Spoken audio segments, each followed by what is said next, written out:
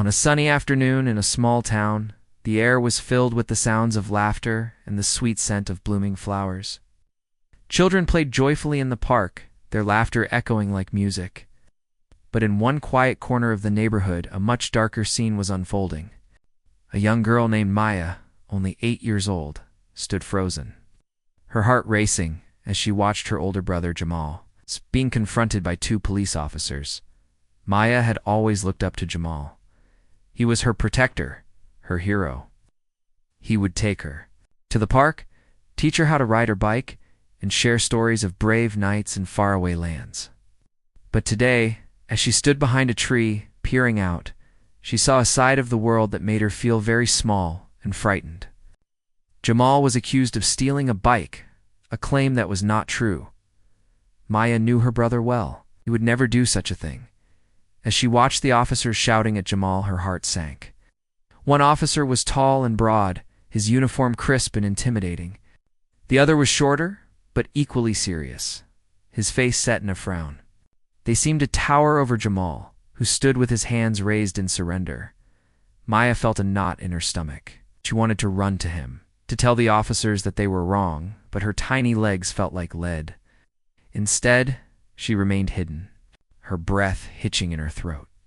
"Get on the ground," one of the officers yelled, and Maya's heart raced even faster. She couldn't bear to watch. The fear in Jamal's eyes was something she would never forget. He was not a criminal. He was her brother, and he loved her. But in that moment, he looked lost, trapped in a situation that seemed to spiral out of control. Maya's mother had always warned her about the police. "Not all people in uniforms are good," she would say. "Sometimes they can be scary." Now, as she witnessed the scene unfold, those words echoed in her mind. She wished she could make sense of it all. Why were the officers treating Jamal this way? Why were they so angry? As the officers cuffed Jamal and led him away, Maya felt tears streaming down her cheeks. She wanted to scream, to shout that her brother was innocent. But instead, she stood frozen, her small hands balled in 2 fists. She felt so helpless, so alone. The laughter of the children in the park seemed so far away, like a distant memory. After the officers drove away with Jamal, Maya rushed home, her heart pounding in her chest. She burst through the door, her mother sitting at the kitchen table, looking worried. "Mom, they took Jamal? He didn't do anything wrong?" she cried, her voice trembling. Her mother looked alarmed. "What do you mean, Maya? What happened?" Maya recounted the events, her words tumbling out in a rush. The fear in her mother's eyes deepened as she listened. "We need to do something," her mother said, determination filling her voice. But what could they do? Maya felt a wave of sadness wash over her. She was just a little girl, and the world seemed so big and unfair. As night fell, she lay in bed, staring at the ceiling, the weight of the day heavy on her heart. She thought of her brother and wished she could make everything right. In the darkness, a small spark of courage began to grow within her. She may be little, but she knew she had to stand up for Jamal. Somehow, she would find a way to help him. Her journey was just beginning, filled with uncertainty, but also with the promise of hope. The days following Jamal's arrest were heavy with worry and uncertainty. Maya watched her mother, who tried to keep the house running smoothly, but the tension in the air was palpable. Each morning, Maya would wake up hoping that everything had been a bad dream, but the empty chair at the breakfast table reminded her that Jamal was still gone. Maya's mother worked hard to keep a brave face for her daughter.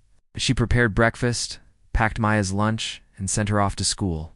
But there was a sadness in her eyes that Maya couldn't ignore. At school, Maya felt different from her classmates. While the other children chatted and laughed, she felt as if a dark cloud hung over her. Her heart ached for Jamal and the fun times they shared, like riding bikes together and playing video games. Those moments felt like a lifetime ago. As she walked through the school halls, Maya overheard whispers about her brother. Some kids said he deserved what happened, while others were confused about why he was arrested in the first place. Felt a rush of anger and sadness. How could they say those things? They didn't know Jamal like she did. Was kind and funny, always helping others in their neighborhood. He had dreams of becoming a teacher one day. And now those dreams seemed to vanish with his arrest.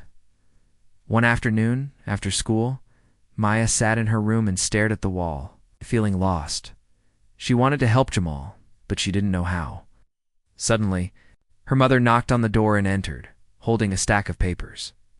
"Maya, I think we need to talk," she said gently, sitting down beside her. Maya looked up, her eyes filled with tears. "Mom, I'm scared. What if they don't let him?" "Come home." Her mother wrapped her arms around her, pulling her close. "I know it's hard, sweetheart, but we have to stay strong and keep fighting for him. We can't let fear take away our hope." Maya nodded, feeling the warmth of her mother's embrace. Oh, what can we do? She asked, her voice barely above a whisper.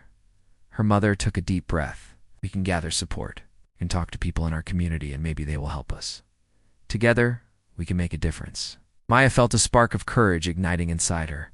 She wanted to be brave. For Jamal, over the next few days, Maya and her mother began reaching out to friends and neighbors. They shared Jamal's story, explaining how he was innocent and how the police had made a mistake. Slowly, they found people who agreed to help them. One evening, as they sat at the kitchen table, Maya's mother suggested they hold a community meeting. "We can invite everyone to come together and discuss what happened. Maybe we can organize a petition to show how much support Jamal has," she said. Maya's eyes lit up with excitement. "That's a great idea, Mom. We can make posters and tell everyone how much Jamal means to us." As the day of the meeting approached, Maya felt nervous yet hopeful. She spent hours making colorful posters, writing messages like "Free Jamal," "Injustice for my brother." Her small hands worked hard, and her enthusiasm spread to her mother, who helped her prepare. Finally, the day arrived. The community center was buzzing with people. Maya stood beside her mother, feeling a mix of excitement and fear. As she looked around the room, filled with familiar faces, she realized she was not alone. Together, they would stand up for Jamal, and perhaps, together, they could change everything. In that moment, Maya felt a rush of determination. She might be just a little girl, but she was ready to fight for her brother and prove that love and courage could help overcome even the toughest challenges. The day of the trial finally arrived, and the air was tense with anticipation. Maya and her mother walked to the courthouse, hand in hand. The sun shone brightly, but the warmth did little to ease their nerves. Maya could feel her heart pounding in her chest as they approached the large building. She glanced up at the tall columns and the heavy wooden doors, realizing that today would change everything. Inside the courthouse, the atmosphere was serious. Maya looked around and saw families sitting quietly, some with tears in their eyes. She recognized a few faces from her neighborhood, all of them there to support Jamal as they took their seats in the front row. Maya's mother whispered encouraging words to her. "Remember, Maya, you are brave. You have a voice, and today we will use it." Maya nodded, feeling both scared and determined. She had rehearsed what she wanted to say in her mind many times. But now, standing in the courtroom, she felt the weight of the moment. The judge entered, and everyone stood up. Maya watched as he took his place at the front, his expression serious. Once the judge settled in, the proceedings began. The prosecutor presented his case first, painting a picture of a dangerous young man who had stolen a bike.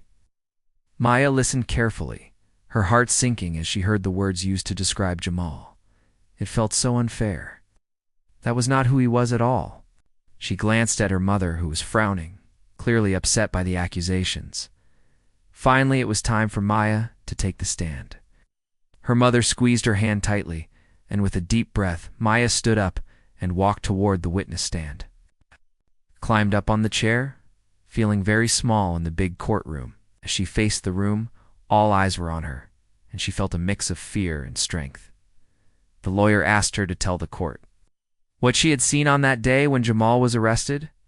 Maya took a moment, looking at the faces in the room. She spotted the police officer who had confronted Jamal, and her heart raced. But she remembered her mother's words about being brave. She had to speak the truth. "I saw my brother Jamal talking to the police," she began, her voice steady. "He was not doing anything wrong. Yelled at him and told him to get. On the ground, I was scared. He is not a bad person. He helps people." Maya's words hung in the air, and a few people in the courtroom nodded in agreement. She felt a rush of courage as she continued. He takes care of me, and he would never steal anything. I know him. The officer's face showed surprise, and for a moment Maya thought she saw a flicker of regret in his eyes. She pointed at him, feeling empowered. You were mean to him. He didn't deserve that, she said, her voice strong. The room fell silent. Maya could feel the weight of her statement. She had spoken her truth, and it felt liberating. After she finished, she stepped down from the stand and walked back to her mother, who wrapped her arms around her. You did amazing, Maya, she whispered, tears of pride shining in her eyes as the trial continued. Maya watched as the defense lawyer presented evidence showing that Jamal was not in the area when the bike was stolen. Maya felt a glimmer of hope. Maybe everyone would see the truth. Maybe her brother would come home. With every passing moment, the tension in the room grew. Maya knew that her words had made a difference. She had stood up for her brother, and no matter the outcome, she had shown the courage of a little girl who loved her family deeply. The trial was far from over, but Maya felt stronger than ever, ready to face whatever came next. As the courtroom buzzed with anticipation, the judge called for a short recess after Maya finished her testimony. She returned to her seat, her heart still racing. Her mother sat beside her, holding her hand tightly. You were so brave, Maya. I'm so proud of you, she said, her voice filled with warmth. Maya smiled, feeling a little lighter. But the weight of the trial still hung heavily in the air. When the recess ended, the judge returned, and everyone settled back into their seats. The atmosphere was electric with tension as the defense team prepared to call their next witness. Maya's heart fluttered as she thought about what would happen next. She knew that the truth needed to come out, but she also felt the pressure of the moment. The defense lawyer stood up and called a surprise. Witness to the stand, a neighbor named Mr. Thompson. He was an older man who lived a few houses down from Maya's family. Maya recognized him as someone who often waved hello when she rode her bike in the neighborhood. She felt a sense of comfort knowing he was there to help, as Mr. Thompson took the stand. The lawyer asked him about the day of the incident. Can you tell the court what you saw? The lawyer prompted. Mr. Thompson cleared his throat and adjusted. His glasses? I was in my yard when I heard shouting. I saw 2 police officers with a young man, he began, his voice steady. Maya listened intently as Mr. Thompson described how he had witnessed the officers approach Jamal. I saw them yelling at him. It didn't look right to me, he continued. Jamal didn't seem aggressive. He was just trying to explain himself. Maya's heart swelled with hope. This was exactly what she had wanted someone to say. The truth was coming out, piece by piece. Mr. Thompson went on to explain how he had seen Jamal with a group of friends earlier that day, playing basketball and having fun. He was not anywhere near where the bike was stolen, he insisted. Looking directly at the judge, the prosecutor stood up to cross-examine Mr. Thompson, trying to poke holes in his testimony. You say you saw Mr. Jamal playing basketball, but how can you be sure it was right before the incident? The prosecutor asked sharply. Mr. Thompson held his ground.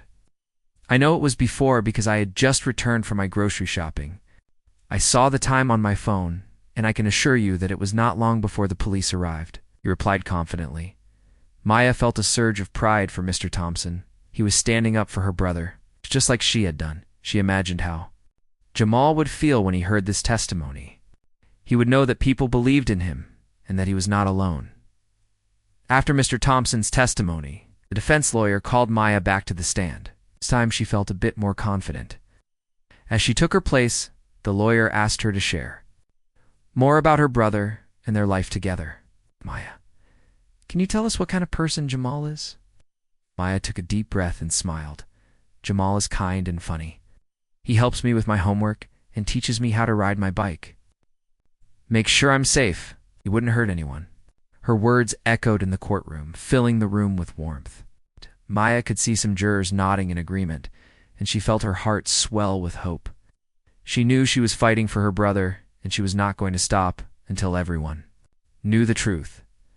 As she stepped down from the witness stand, Maya felt a sense of accomplishment. She had stood up for Jamal, just as she had promised herself she would. The courtroom may have been filled with uncertainty, but Maya's heart was filled with hope. She believed that love and truth would prevail and that soon her brother would come home. As the trial continued, the atmosphere in the courtroom shifted. After Maya and Mr. Thompson's testimonies, there was a sense of anticipation in the air. The judge called for the next witness to take the stand, and everyone turned their attention to the police officer who had arrested Jamal.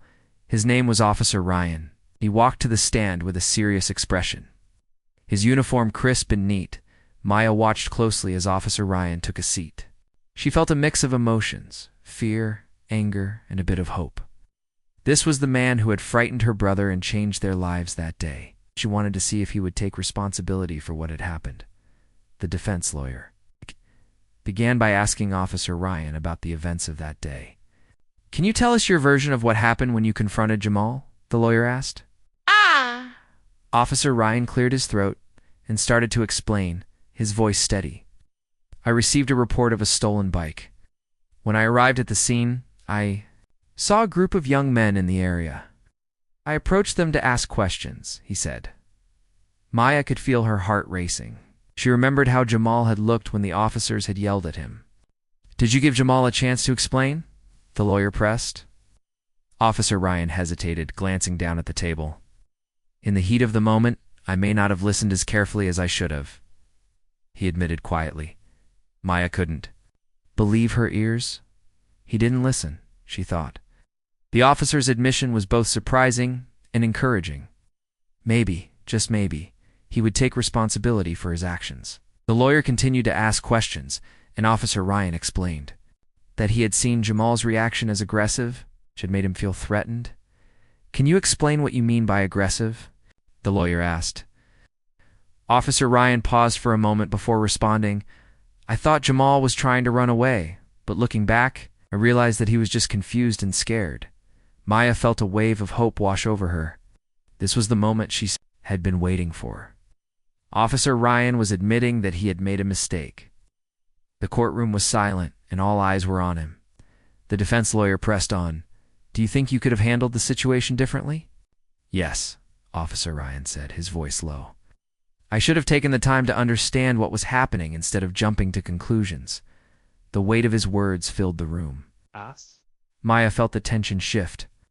Perhaps this officer was ready to own up to his actions. The prosecutor stood up to cross-examine Officer Ryan. "Isn't it true that you have received training to handle situations like this?" he asked sharply. Officer Ryan nodded. "Yes, I have training, but in that moment, I didn't apply it well," he replied, looking remorseful. Maya's heart raced as she listened. She could tell that Officer Ryan wasn't just trying to defend himself. He was genuinely reflecting on his actions. The courtroom remained silent, and for a moment, felt like time stood still. After the questioning was over, Officer Ryan turned to face the audience. "I want to apologize to Jamal and his family," he said, his voice filled with sincerity. "I regret how I handled the situation, and I wish I had listened. I never wanted to cause harm." Maya felt tears welling in her eyes. This was the moment she had dreamed of, a moment where someone recognized the pain they had caused and took responsibility. It was a powerful statement that echoed through the courtroom as Officer Ryan stepped down from the stand. Maya's mother reached over and squeezed her hand tightly. "You see, Maya, sometimes people can change. You can learn from their mistakes," she whispered, her eyes shining with pride. Maya felt a sense of relief wash over her. Maybe, just maybe, this would help Jamal. The trial was far from over, but she felt stronger than ever.